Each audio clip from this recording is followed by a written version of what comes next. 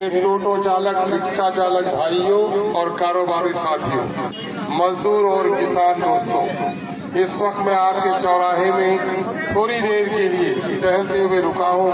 आपको सलाम करने, आपको आदाब देने, आपका आशीर्वाद प्राप्त करने, आपकी दुआएं लेने और MIM के पतंग के निशान पर वोट देने की अपील करने आया हूँ। जैसा कि अजीज ने अभी कहा है कि कांग्रेस ने हमारा इस्तेसाल ही नहीं किया, सिर्फ मौलाना मरहूम का इंतकाल यकीनन है कि फितरी मौत से है, लेकिन मौलाना के सीने में एक डर जरूर था कि जिसको आपने वोट देकर जिताया था और हमने कुर्बानी उनके खातिर दी थी, अपनी उम्मीदवारी की कुर्बानी दी थी, वजारत की पेशकशी मैंने उसे ठुकरा दिया था और मैंने मौलाना मरहूम के लिए अपनी उम्मीदवारी वापस ली थी। मेरे भाई, जब तलाक के बिल की पेशी हुई, हमला हुआ हमारी शरीयत पर, तो मौलाना को बोलने की इजाजत नहीं दी। ऐ इलाके के लोगों, मौलाना मरहूम से अगर मोहब्बत है तो जिन्होंने हमारे मौलाना को पार्लियामेंट में बोलने नहीं दिया, उसके किसी कारिंदे के किसी वर्कर को अपनी पोस्टी में बोलने की इजाजत नहीं दो।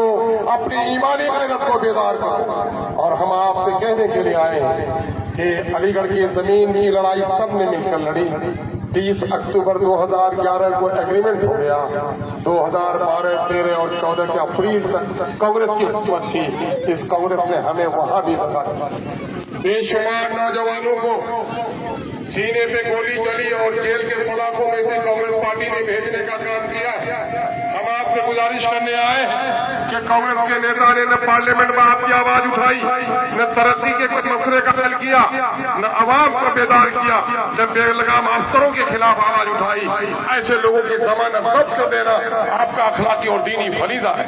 हम आपसे गुजारिश करने के लिए आए कि जदयू को याद कीजिए, ये तीर नहीं है, ये तीर को तीर समझना भूल है। ये नरेंद्र मोदी को प्रधानमंत्री बनाने वाला भूल है। क्या आप उस नरेंद्र मोदी को, जिसने गुजरात में बाप के सामने में बेटी को, भाई के सामने में बहन और बच्चों के सामने मुझसे माँ को सलीट लिया, बिल्किस का रेप उनके बच्चों के सामने हुआ, बिल्किस को जिन लोगों ने रेप किया उनके गले में ये भारतीय जनता पार्टी के लोगों ने माले डाले। क्या ये मुजाहिद बताओ, मुजाहिद तुम बताओ, मस्जिदों से तुम्हारा रिश्ता है या मंदिर से तुम्हारा रिश्ता है? तुम मुसलमान है कि नहीं है? शरीयत की नजर में तुमको जवाब देना होगा।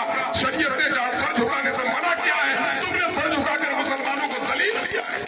आपको इंसाफ करना पड़ेगा। ये कौन लोग हैं?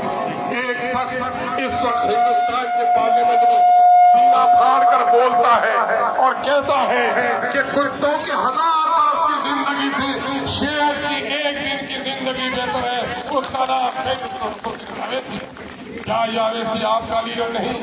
अख्तरुल ईमान को वोट दोगे तो अवेसी का बाजू मजबूत होगा जो तुम्हारे मिंबरों में रात की हिफाजत की। और अगर अपना ये वोट नादानी से किसी गैर को तुमने दिया तो तुम्हारी मस्जिदों का, तुम्हारी शरीयत का बड़ा नुकसान होगा।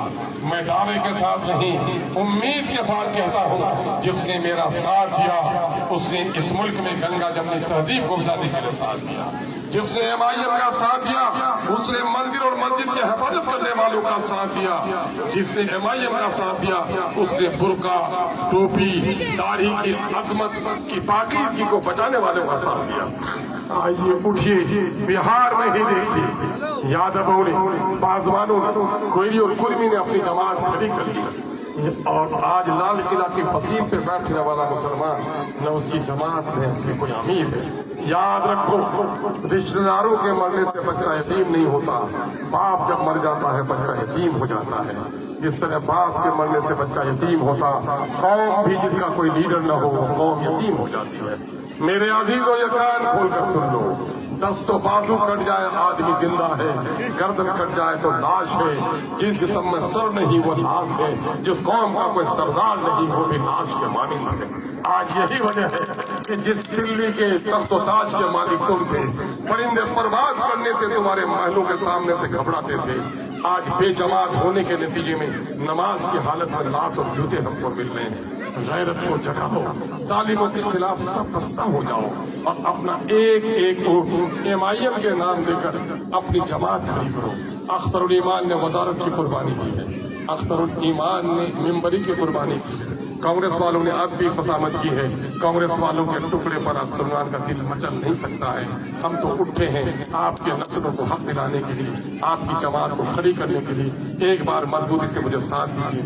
आपको मैं यकीन दिलाता हूँ। अरे क्या हुआ तुम्हारे इसको जी, आवाज क्यों नहीं फैल रही है जी?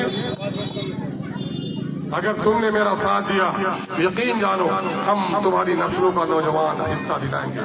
हम अपने बुजुर्गों से कहते हैं कि बुजुर्गों आइए, इस पाप से निकलिए कि कांग्रेस किसी की खानदानी पार्टी थी। आपका खानदान इब्राहिमी हो सकता है, आपका खानदान यूसुफी हो सकता है। जिन लोगों ने मस्जिद तोड़ी है वो आपका खानदान नहीं हो सकता। जिन लोगों ने मुसलमानों के सीने पे गोली चलाई वो आपका खानदान नहीं हो सकता। नरेंद्र मोदी का साथ देने वालों सुन लो, तुम्हारे सर पे चाहे अमामा ही क्यों नहीं हो, अगर शरीयत के दुश्मनों का तुम साथ दे रहे हो तो कल क़यामत के मैदान में तुमको जवाब देना होगा। तकवा की अलामत यह है कि जो शराब निचोड़ता है अंगूर भी उसके बाद मत बेचो, लेकिन जो लोग तुम्हारी शरीयत को तोड़ रहा है अगर तुम उसका साथ दे रहे हो तो कल क़यामत में जवाब देना पड़ेगा।